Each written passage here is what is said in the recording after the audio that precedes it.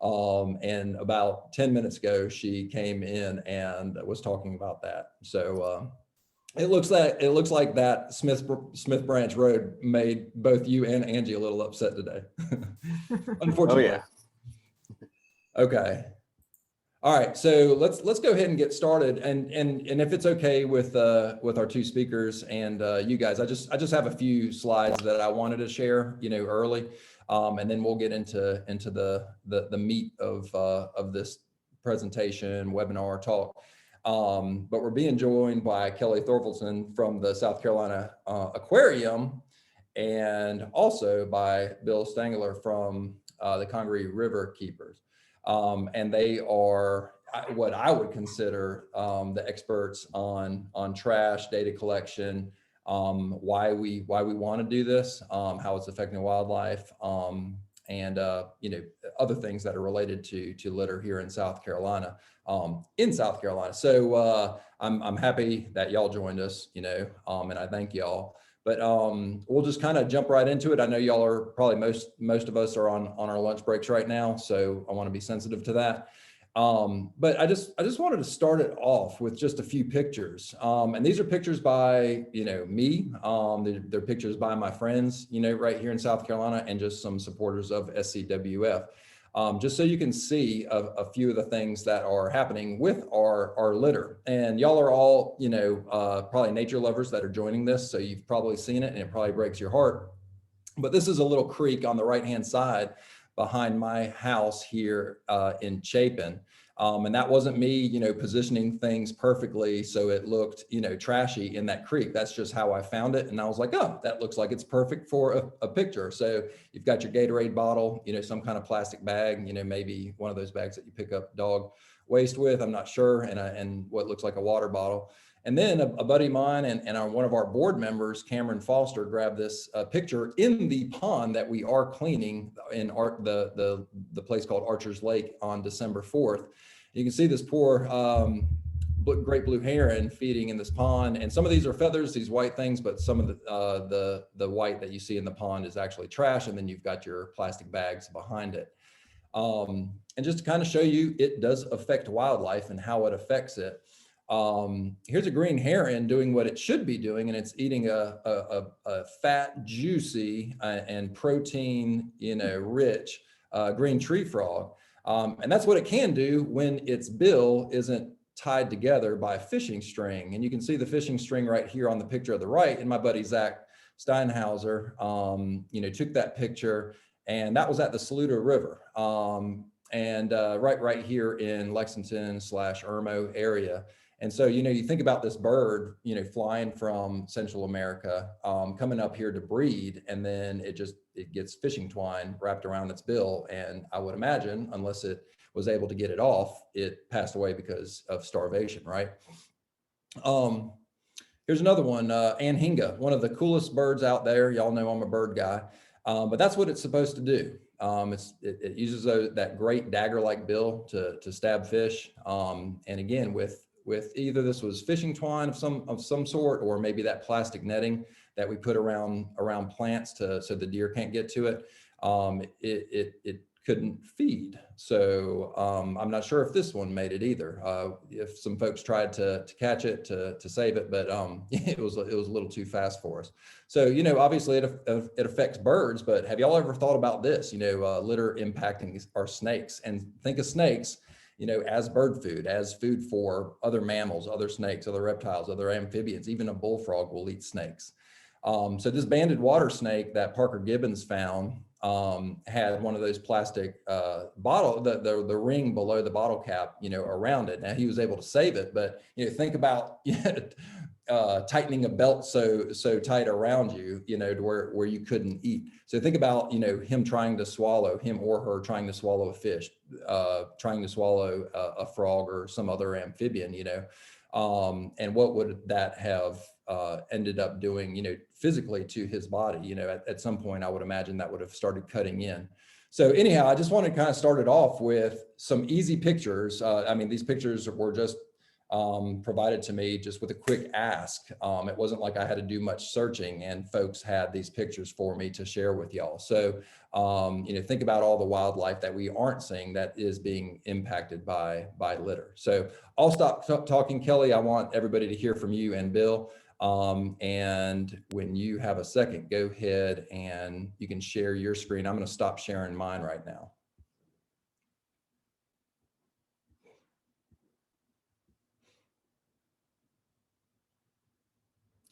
There we go. We can see it.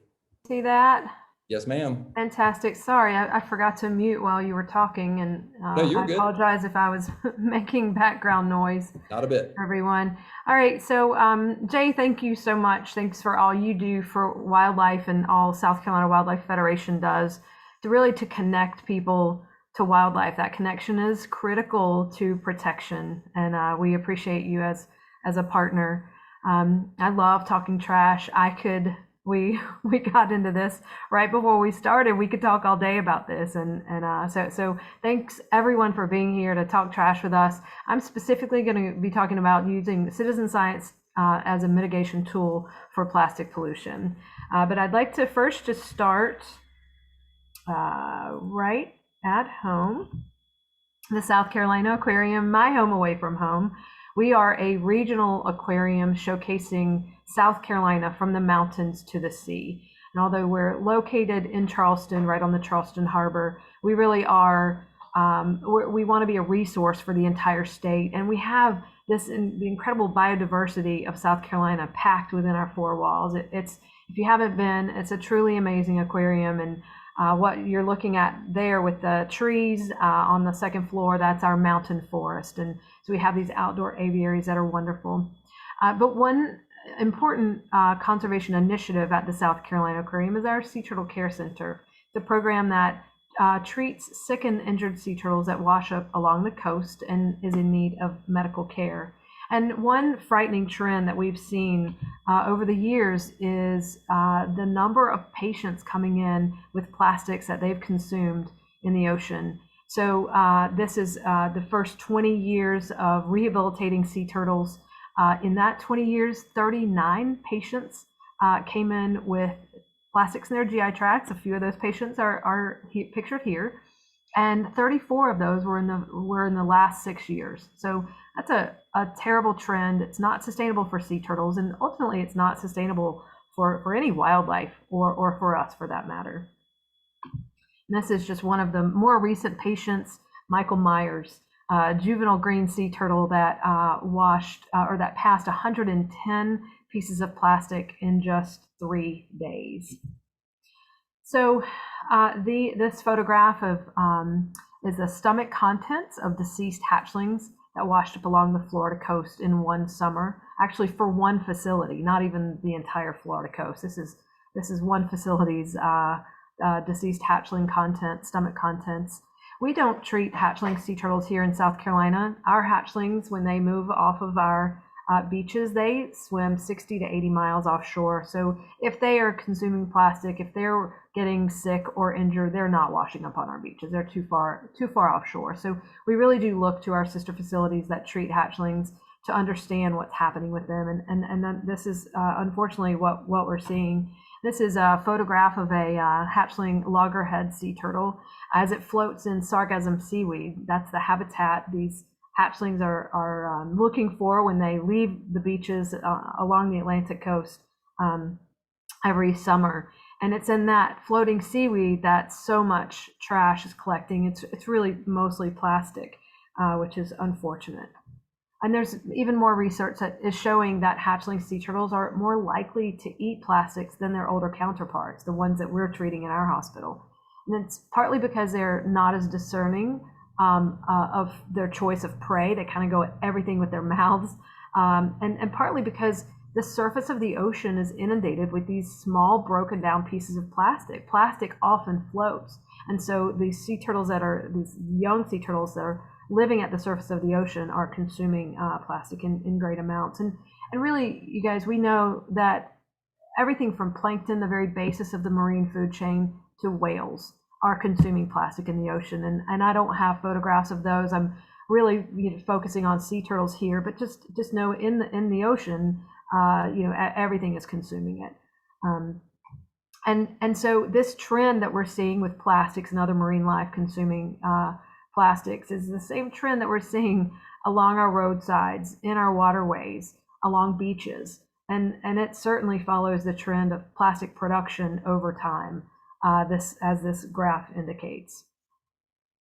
So where is it all coming from? Well, certainly there are litter bugs, but you guys, this is a trend this is something I encounter on a regular basis, and I've started to really capture as many photographs as I can of this issue.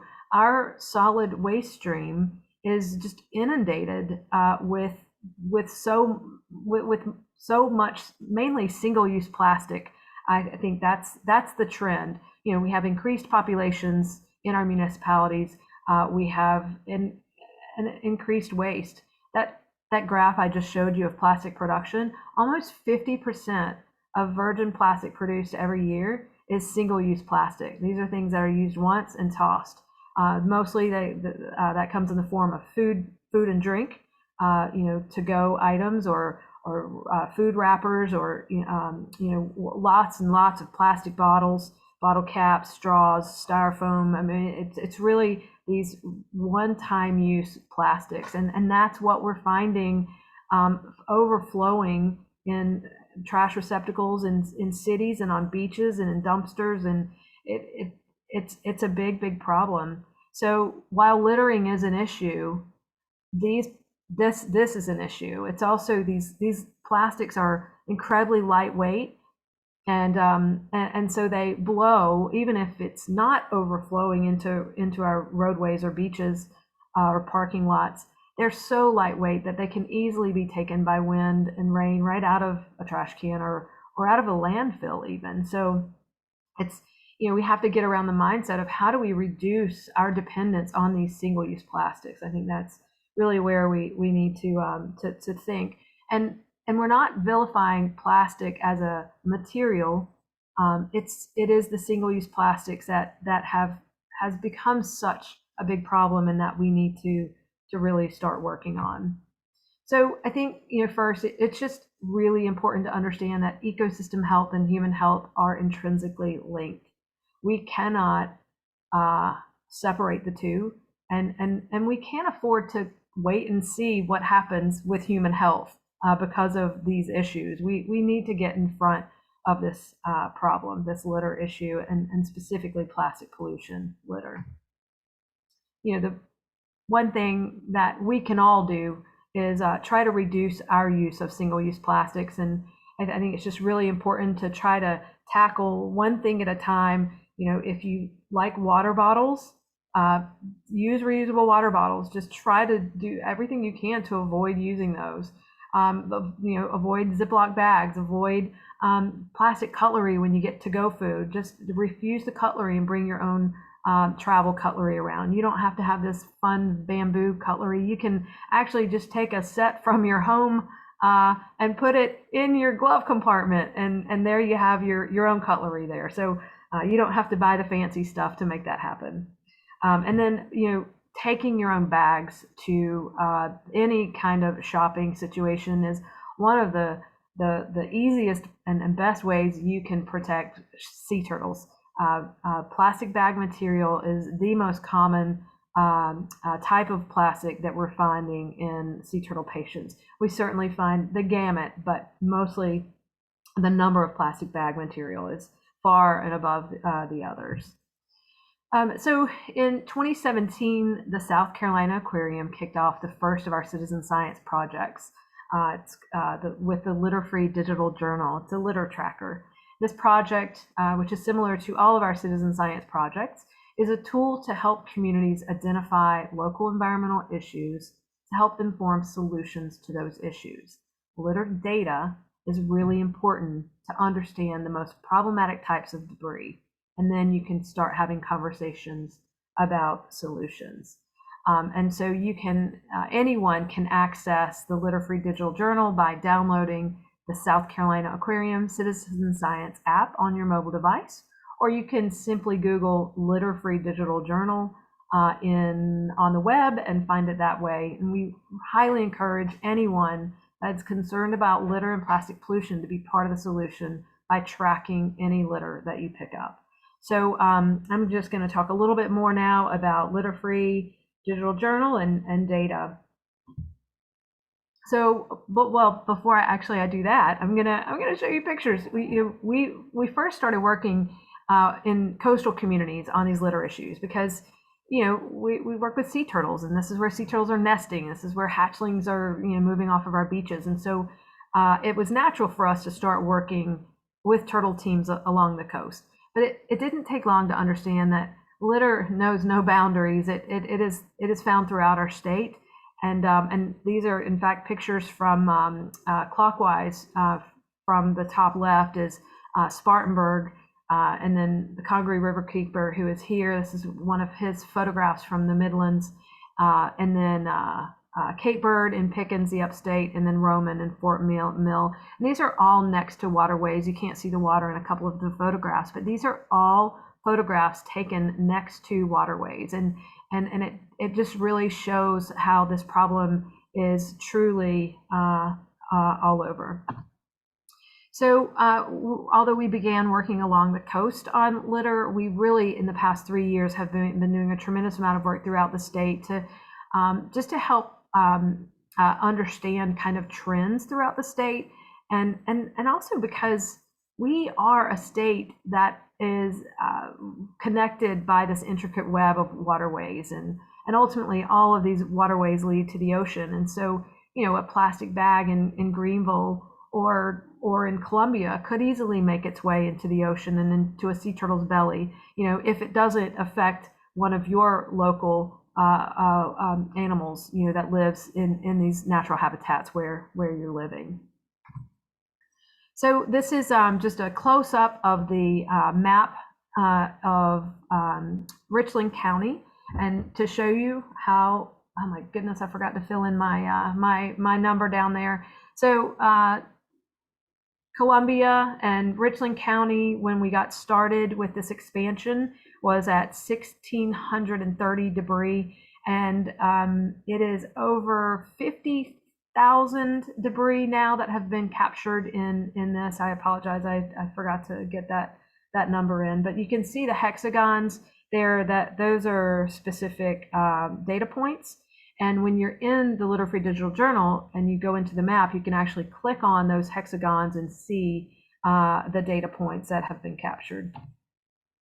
And this is just a little bit about how data can be used and analyzed. So this first graph, the bar chart, shows how data has increased over time. 2019, you'll see some data captured there, but really 2020 was a huge year with over 25,000 pieces of debris, and there are almost 20,000 pieces of debris picked up just in 2021. So really that data, we have been, I say we, you guys, Bill Stangler and some other folks in that region have really been doing a great job. And then the chart shows data that's captured between 2017 and 2021, May of 2021, kind of how the breakdown is between total debris, total plastics, plastic bags, which are a big problem in the Midlands, and then styrofoam, also a huge problem in the Midlands. So this is just how we can further break down that data of all the debris that we're finding. Plastics are by far the most common debris, as seen by the blue bar here and in the bar chart.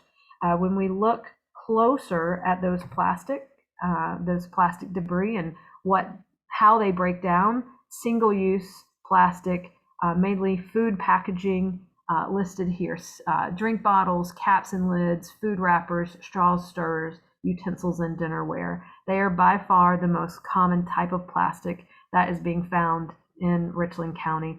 Styrofoam is not far behind.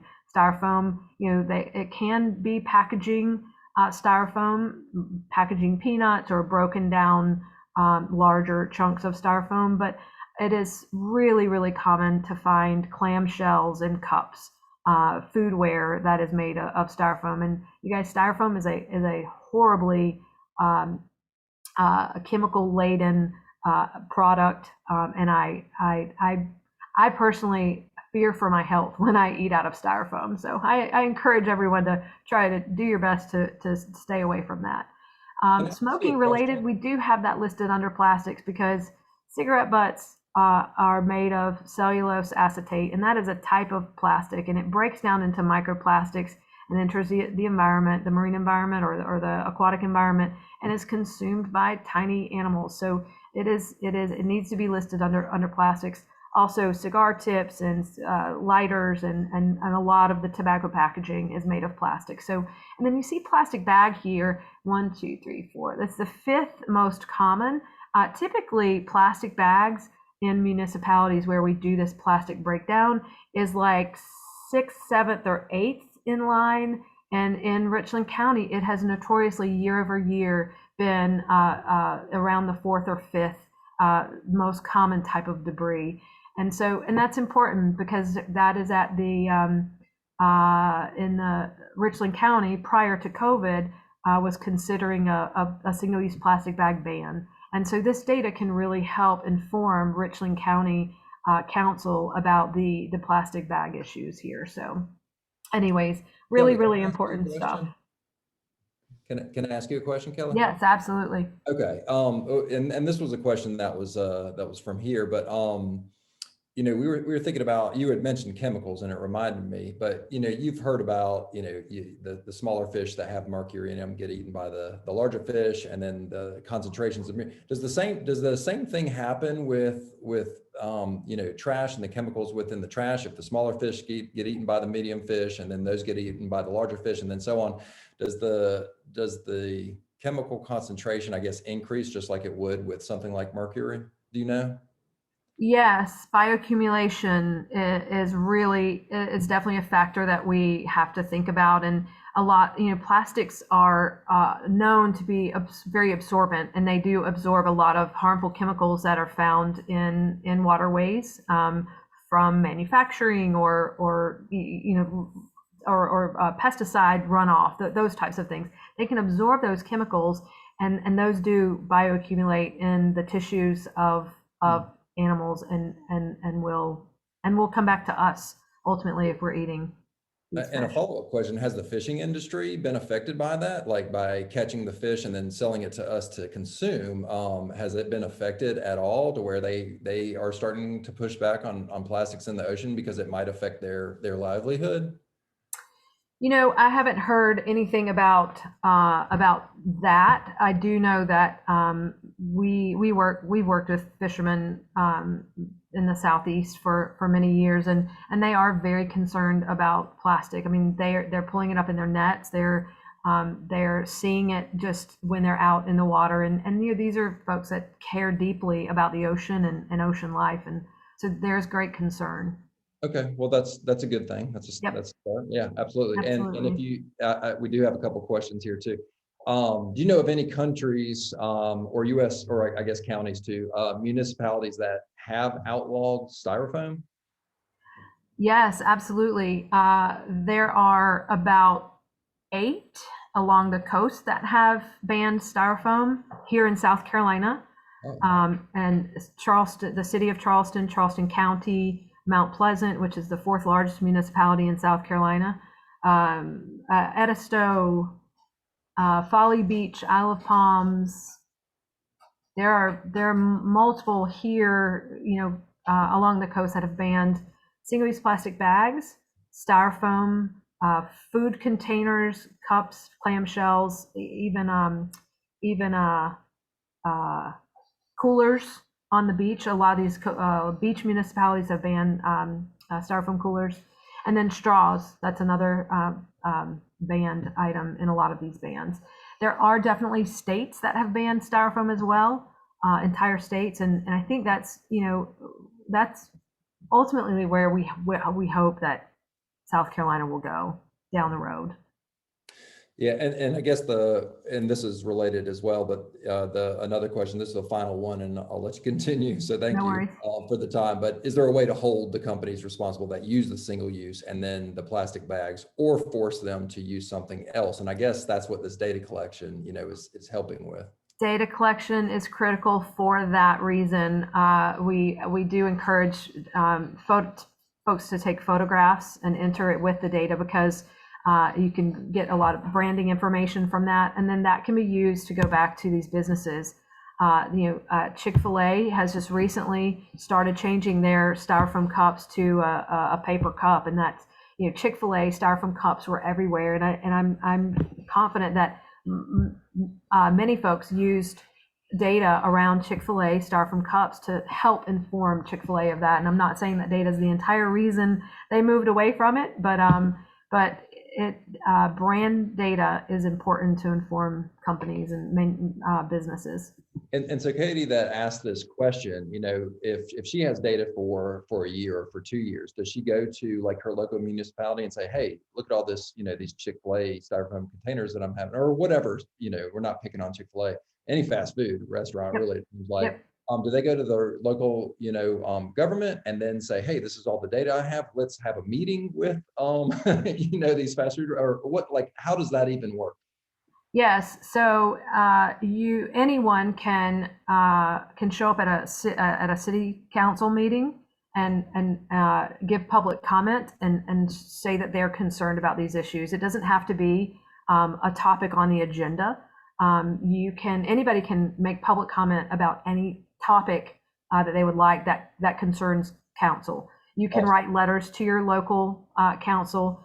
You can write letters to your state representatives and senators about just helping outline the problem. You can also have conversations with managers of businesses. I mean, if you have a favorite restaurant that you love, but they serve all to-go items out of styrofoam, and you're concerned about that, just have a really nice conversation with the manager about it. And it's okay to say, hey, I'm concerned about this product for my health and my children's health, and I don't know that I can continue to order if it's coming in this kind of product. I mean, awesome. Those are just in the nicest way possible, right? And then you can have data to back it up. So data is really important for those conversations.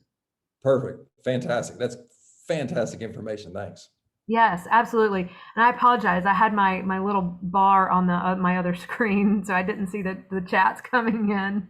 No, that's okay. I'll ask.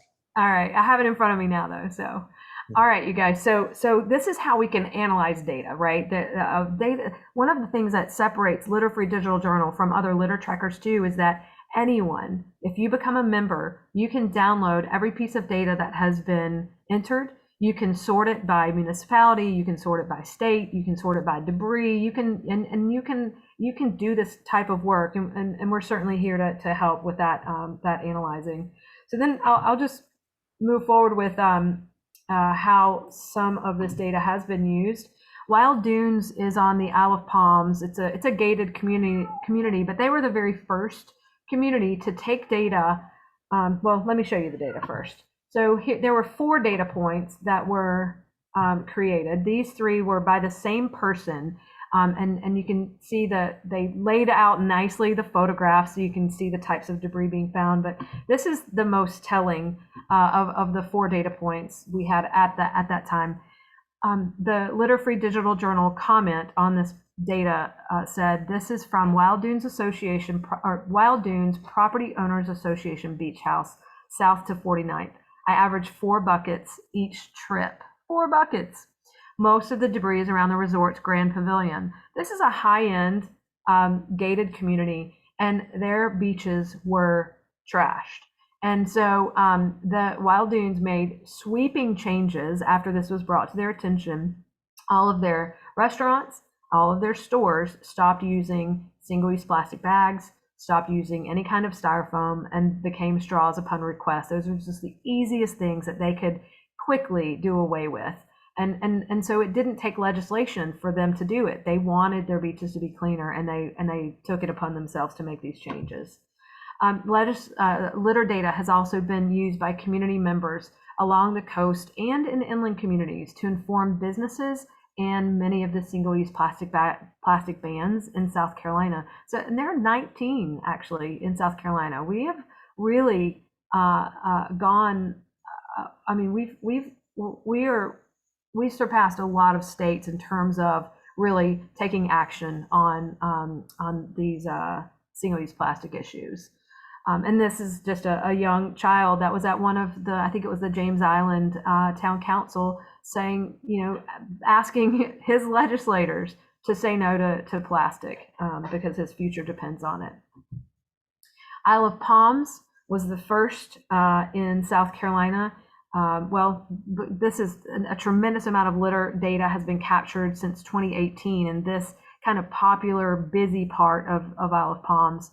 So they hosted weekly cleanups. It's the most scientific data set we have in the Litter Free Digital Journal. Every single Monday, for an hour in the same location, same amount of effort, anywhere from 20 to 50 people would be out there. And so it's incredible data. And you can see the bar chart here, the gray line, that those are cigarette butts.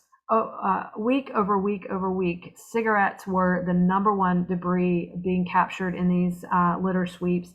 And it was because of the data that they were able to ban cigarette smoking. And the Isle of Palms cleanup crew who leads these sweeps said the strength of data made this possible. Thanks, Aquarium Conservation Team, because we're out there every week supporting data collection on those sweeps and really are a big partner on that effort. But without a doubt, it was the most contested piece of legislation on the Isle of Palms, and data is truly what pushed it to being passed.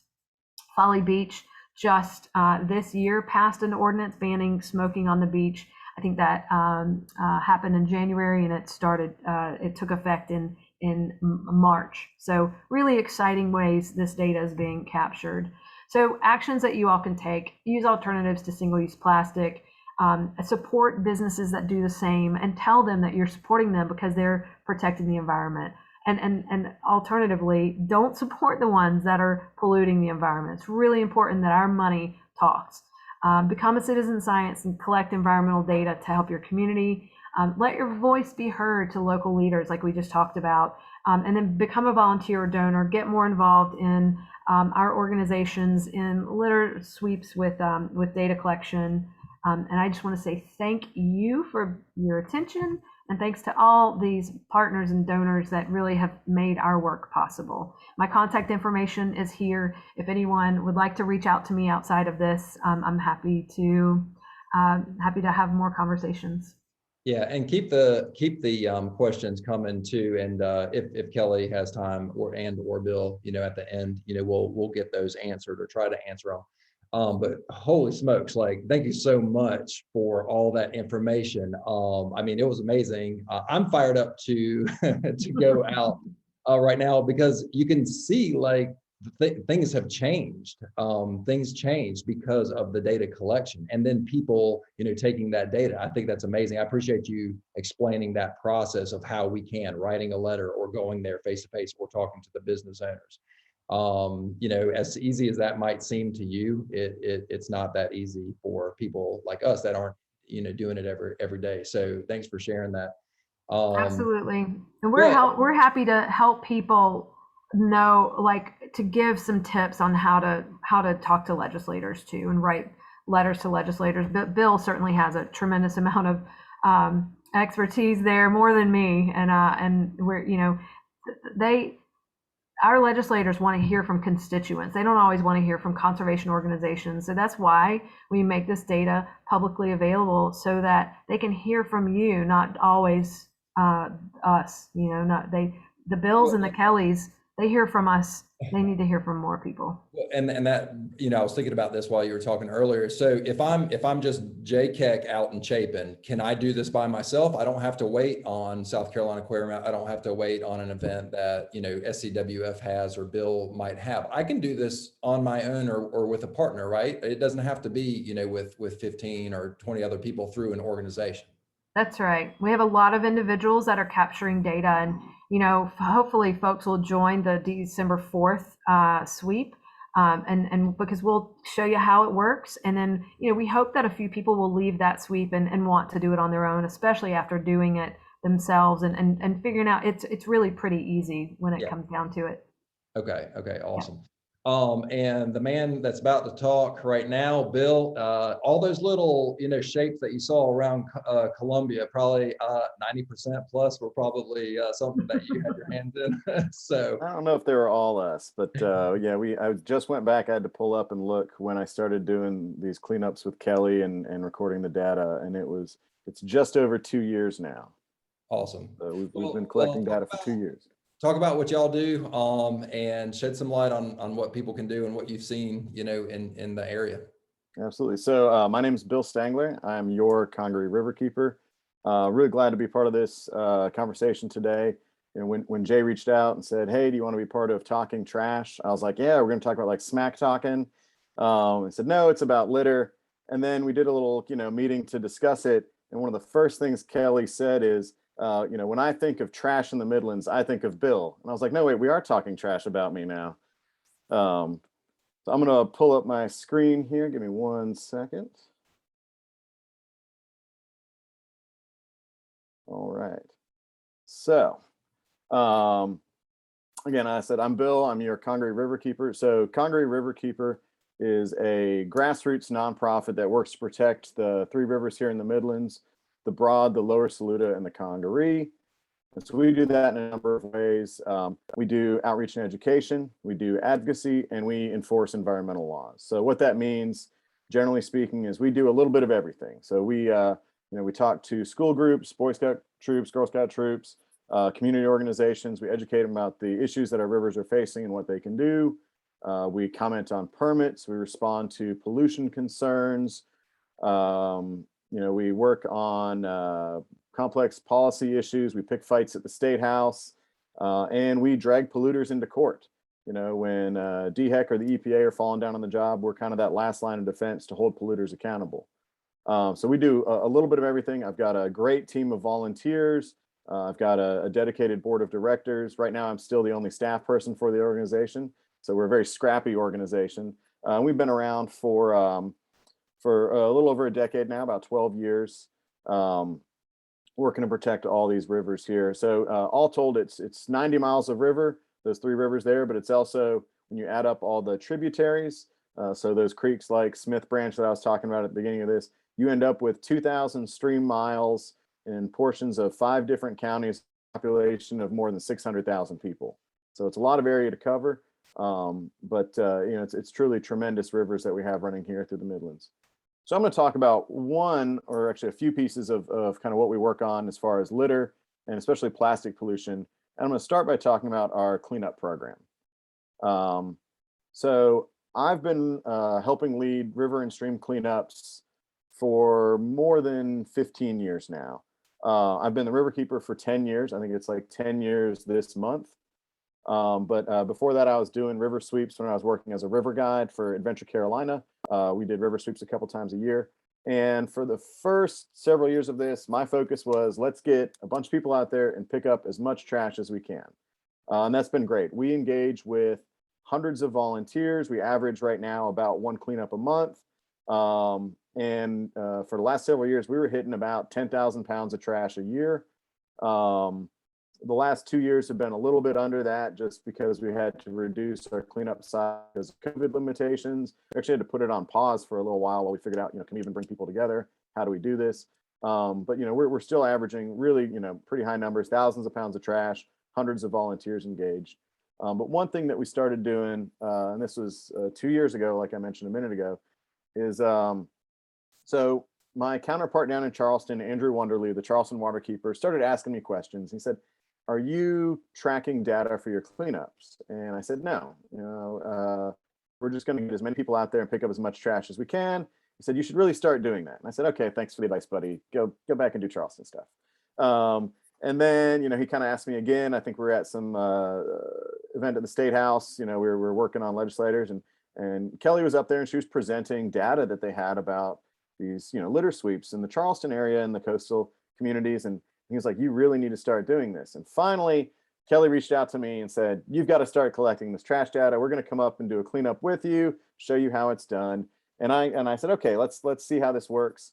And it was absolutely amazing to see what that data collection was like, but what we could do with it. And so every cleanup we've done since then, we've been using the Litter Free Digital Journal, and it's made a huge difference, not just in our understanding of the litter problem and our advocacy efforts, but just, the impact we have during these cleanups.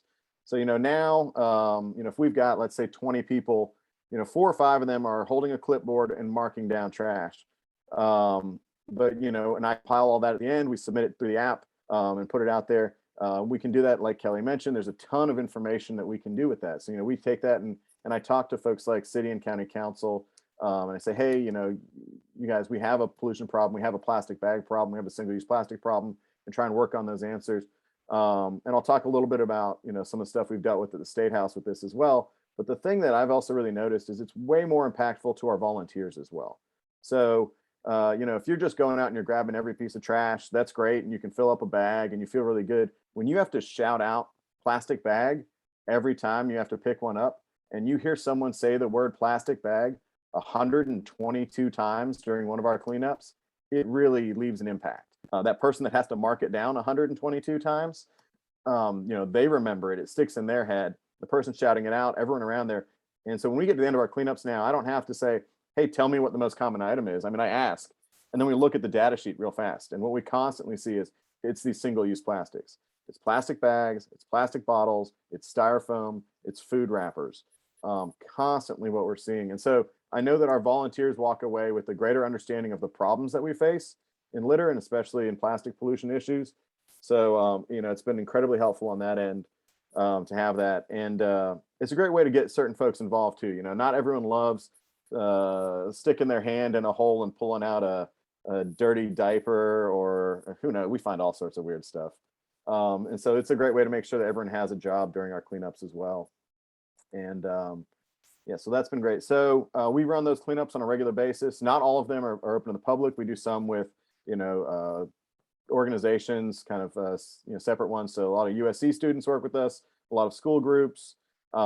We do some business ones. But if you're looking to get involved, we've got a thing on our website. You can sign up for a volunteer email list.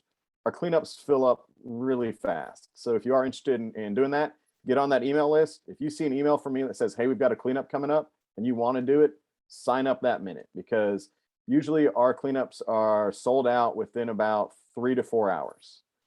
A lot of people want to get involved. This is a great way for folks to do it. It's fantastic volunteer engagement. But I have like an email list of 200 something people. And by the next day, I'm getting emails saying, hey, how come I couldn't sign up? And it's because they fill up. We have to keep the size down to be able to manage the crowd. And certainly, with our COVID protocol still in place. So if you want to do that, go to our website, sign up for that. And I'll talk a little bit more about other groups you can tag on with as well. I'm going to shift from, so river cleanups and stream cleanups are absolutely amazing. It's a great way to get involved. It's a great way to help the health of our waterways. But cleanups alone are not going to do it. And we know that we have to tackle this pollution problem at its source. So I'm going to talk about some of the big policy pieces. Some of these things are stuff that Kelly's already mentioned. So these local single-use plastic ordinances. So bans on things like plastic bags, styrofoam containers, straws, styrofoam coolers, balloons. I think a couple coastal communities banned balloons on their beaches, which I am all for. So it started with our coastal communities. It's a little more than a dozen or so communities along the coast did it.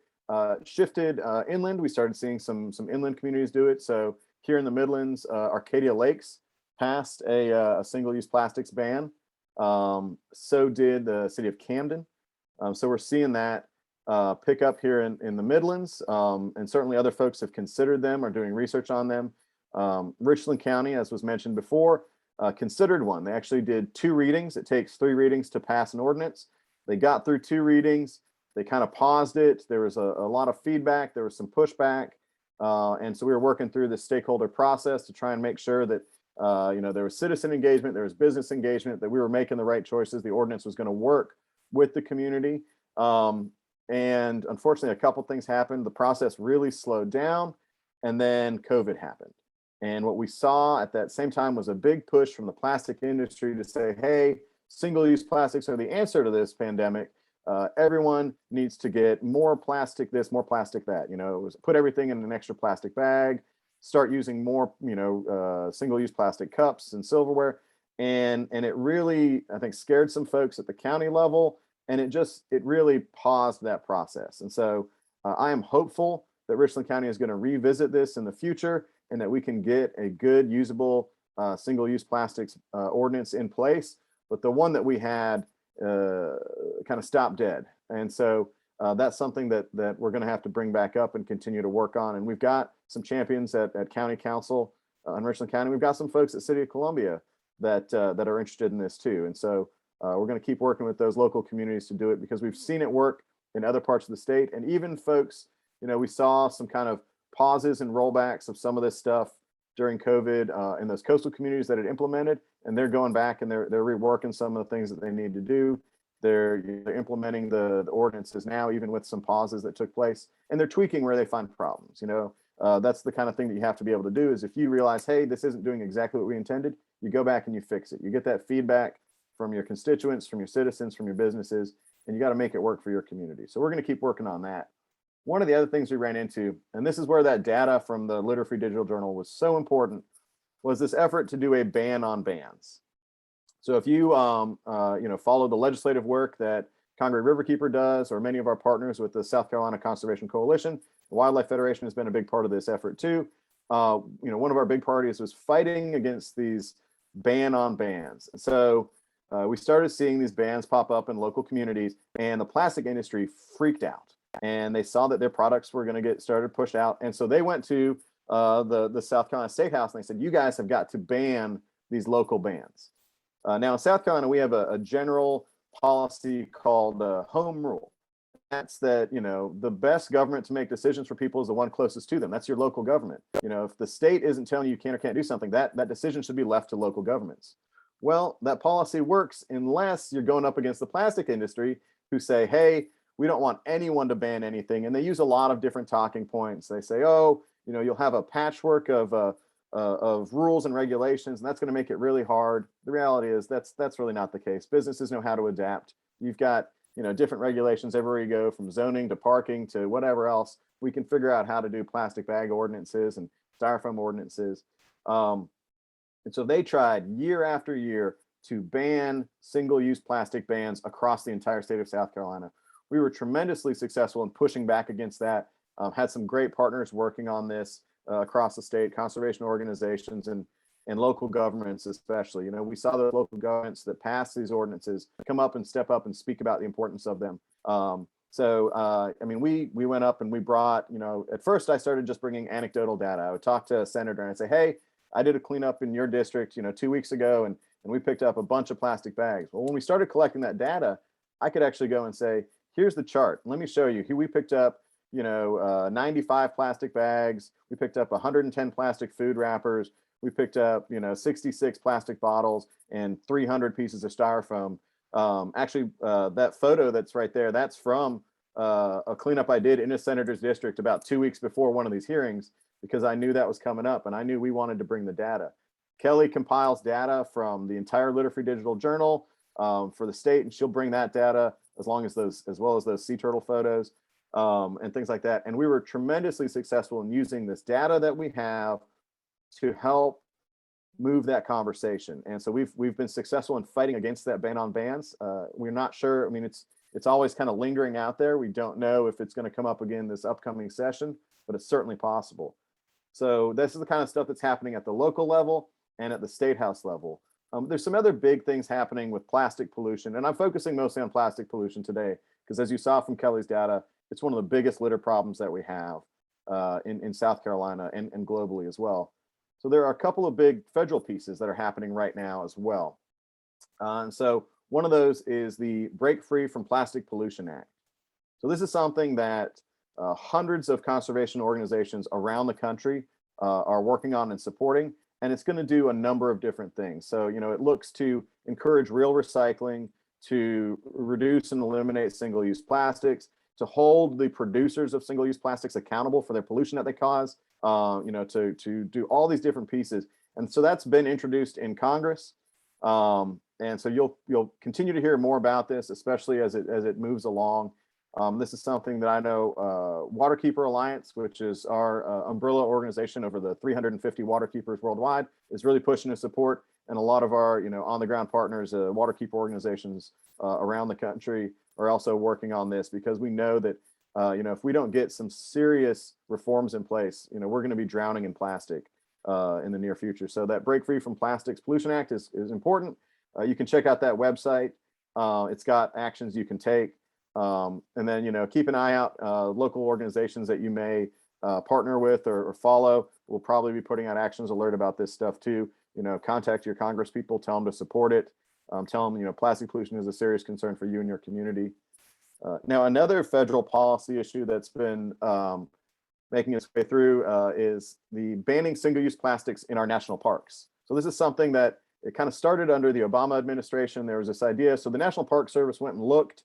They kind of did an internal look, and they said, man, we see a lot of plastic pollution in our parks, and a decent amount of it is actually coming through. They saw single-use plastics were a huge part of their park waste stream, and they saw that single-use plastics were a big part of the pollution they were finding within their parks.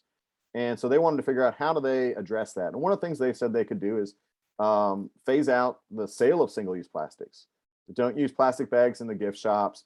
Don't sell plastic water bottles, in concessions. Eliminate those single-use plastics where you can. And that started under the Obama administration, and then it paused and got pulled back. Now there's another push to do this, and so my organization and a couple hundred others recently sent a letter to the Secretary of Interior, urging them to restart that process of eliminating single-use plastics in national parks. There's also a bill that was introduced in Congress that would accomplish the same thing. So there's a few routes going on this, and this has implications for our national parks, certainly. And so there's places that you may love to go visit, Great Smoky Mountains or some of those big parks out west. But it also has implications for our parks here in South Carolina, like Congaree National Park and the other park units around the state of South Carolina. Congaree National Park is South Carolina's only capital N, capital P national park. If you haven't been to it, it's absolutely beautiful. If you go to some spots, you're going to find floating plastic pollution. And, as much as groups like, my organization or Friends of Congaree Swamp or the park rangers can get out and do this, there's a lot more that we need to do. And the best thing we can do in some cases is lead by example. So we're going to keep working on that front to hopefully encourage the Department of Interior and National Park Service to try and phase out those single-use plastics. And then work on that piece. So those are some of the federal policy things. Now there's some other work that we're doing to address plastic pollution as well. One of those is research. So I'm going to talk about two things. One we've already talked about a little bit, Little Litter Free Digital Journal, and that's such a tremendous piece. Kelly's already talked about it. I've already mentioned it. One other thing that we've been working on is this microplastic study with some graduate students with the School of Public Health at University of South Carolina. And so there's a couple of folks who wanted to look at microplastics in our waters. And so they asked us to partner with them to go out and sample. And so we sampled rivers, drinking water, and soil samples all around the Midlands. So we went below wastewater outfalls for industries. We went below municipal wastewater outfalls near highway overpasses. We went down to remote areas like Congaree National Park. This is a site that's floodplain Oxbow Lake under a conservation easement. And this is probably not going to be a big surprise to most folks, but every single sample that we collected that they analyzed, they found microplastics. Now, if you followed microplastics at all, these are the tiny, tiny pieces that plastics break down into. So over time, think about a plastic bag. You see them if they are stuck in a tree or floating in the water, they start to break down. The stuff doesn't disappear. It just gets smaller and smaller. Research that's been done around the globe has found microplastics everywhere from the bottom of the ocean to the top of Everest. Microplastics are abundant in our environment, and we're seeing more and more of them, and we're starting to learn more and more about the health concerns of this. And so this research that's being done with the university is important to let people know. We had folks early on dismiss this idea that microplastics are out there, and we have the research now to help back that up. We're working with some other students on how do we communicate this stuff better. So fantastic. She's now a PhD candidate at USC. Her focus was on communicating the science behind microplastics to the general public. So there's a lot of different pieces on that. But yeah, that science communication and that sampling work that we were doing was really interesting. So we found all sorts of different pieces of microplastics. We found tire particles were very common, especially near those highway overpasses and bridges. Microfibers. So if you wear, clothes that are made of fabrics, like nylon or things like that, or things like that, those fabrics will come off in the washing machine. They'll go into the wastewater stream. They don't always get filtered out, and so they end up in our rivers and streams. And then we found other weird things. We also did sample below a major plastic production facility near the river, and so we found some likely remnants coming out of the discharge of that plastic production facility as well. And so all sorts of different pieces. And so that research is ongoing. Certainly there'll be other research happening as well, but that's another piece of what's going on. And then kind of shifting into this last piece here that I want to mention, and a lot of these things. So Kelly and I do these talks every once in a while. We have yet to figure out how we don't say the same things over and over, but sometimes a message is worth repeating. So what are the things that you can do as an individual? Volunteer for these cleanups. It's a great way to get outside, to get engaged, and to feel like you really had an impact. It's not the only thing you can do, but it is a great thing to do. So, you can sign up. You can show up to the one that Jay's going to help lead in December. It looks like that pond could use some help. So he's going to need a lot of hands out there to do that. Like I said, go to our website. You can sign up. There are a bunch of local organizations here in the Midlands and around the state that do this kind of stuff. So, if you're not in the Midlands, find your local waterkeeper. Odds are they're doing some sort of cleanup. Here in the Midlands, I know our friends at Gills Creek Watershed Association do these. Keep the Midlands Beautiful, or Keep Whatever Beautiful. These organizations are, I think, in every county around the state, do regular cleanups. Palmetto Pride organizes regular cleanups. City of Columbia's got a cleanup they're doing with their water and wastewater folks coming up in a couple of weeks as well, near that creek that I was talking about at the beginning. Friends of Congaree Swamp does them down at the national park. Folks do these all the time. If you're looking, you can find one. Now, something that I think Jay was talking about a second ago is you don't need to sign up for a group. It's a great way to kind of figure it out, especially if you're maybe not terribly comfortable, but you can do your own solo sweep. So we've got a lot of folks that are doing that and putting that data in the Litter Free Digital Journal. If you just walk, you can do it, while you're walking your dog or visiting a park, pull up the app, you find a plastic bag, check it on the thing, submit the data when you're done. You don't have to get, people always say, I want to go and get, 2,000 pounds of trash in a cleanup like you guys do. You don't have to do that. You can get, 100 items just walking through a local park.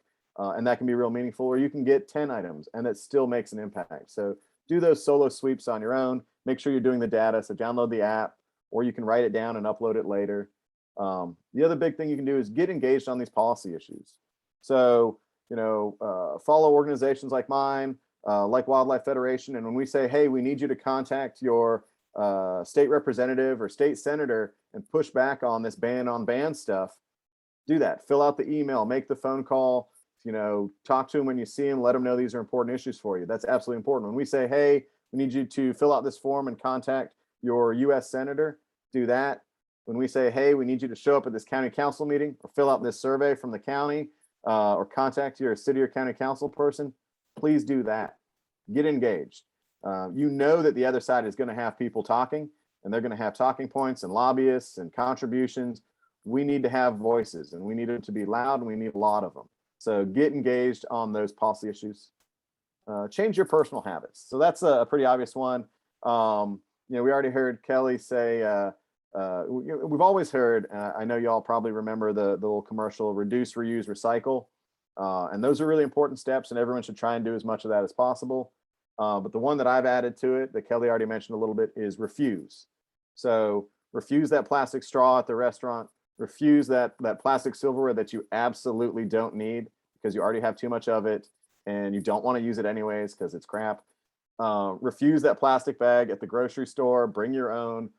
Refuse those single-use plastics. And at some point, businesses are going to make a market decision that nobody wants them. They're not using them. They're paying too much for them.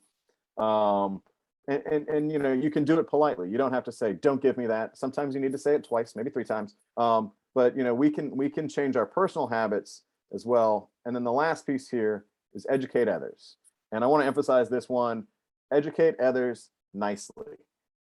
Bring people along. You know, do not yell at people who walk out of the grocery store with a plastic bag. Do not yell at someone because they have a plastic straw in their drink and then immediately pull up that terrible. I mean, it's a compelling video, but like not everyone wants to see a video of a turtle with a straw in its nose during their meal.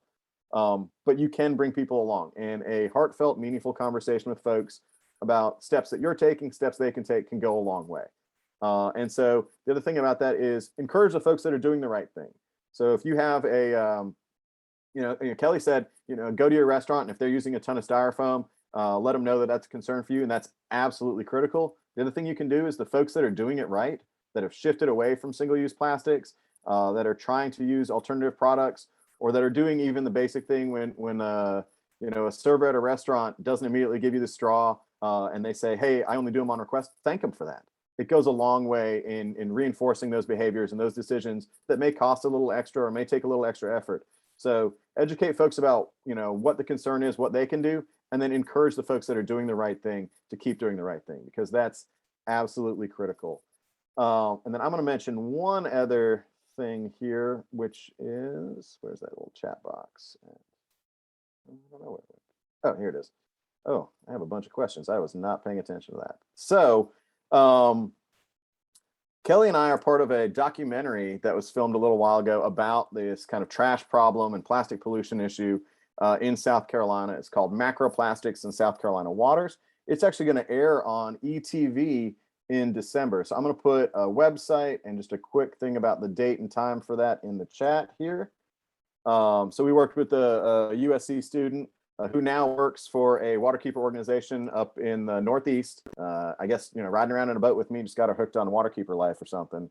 But this documentary is really great. She did a fantastic job with it. And Kelly and I are both part of it. So if you're interested in this issue that we've been talking about today, you want to learn more about it, check out that documentary. If you just absolutely can't wait until December to see it on TV, it's also on that website. It's on YouTube. You can really just click on it, you know, right now after this if you want to. But I'm going to watch it on TV because I don't think I've really been on TV for a documentary, at least not on ETV. So I guess we've probably got a lot of questions. Jay, I'm going to stop sharing now. And there we go. Hey, I just absolutely love, especially the last part about how you talk to people, you know, and yeah, kill them with kindness. And when you talk about education, it always makes me think, and it's a quote that I use all the time, but Senegal forester, his name's Baba Diem. He says, we'll conserve only what we love, we'll love only what we understand, and we'll understand only what we are taught.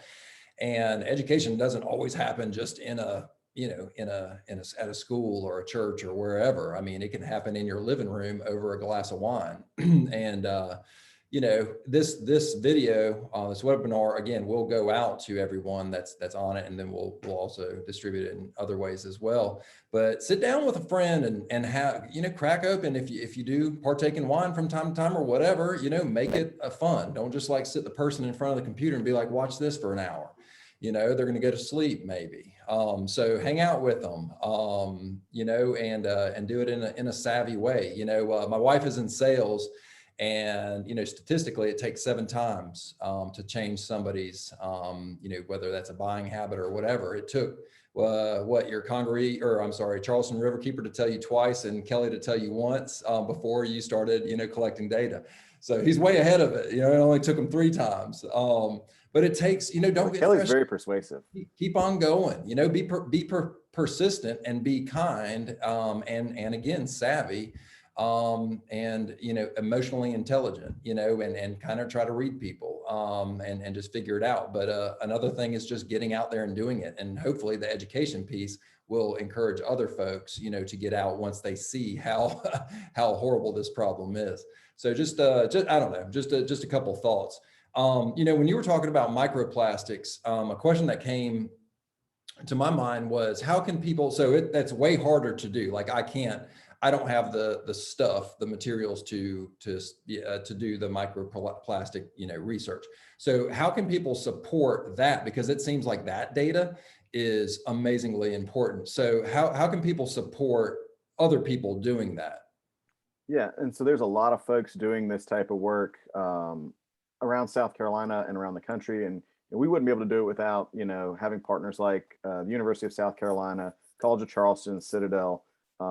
Having these research institutions that are interested in this is absolutely critical. But look around your community and see who's doing that kind of work and support those folks. I know I got tagged in. The big part of how I got tagged in that research was because I had a boat and I knew spots and I do sampling.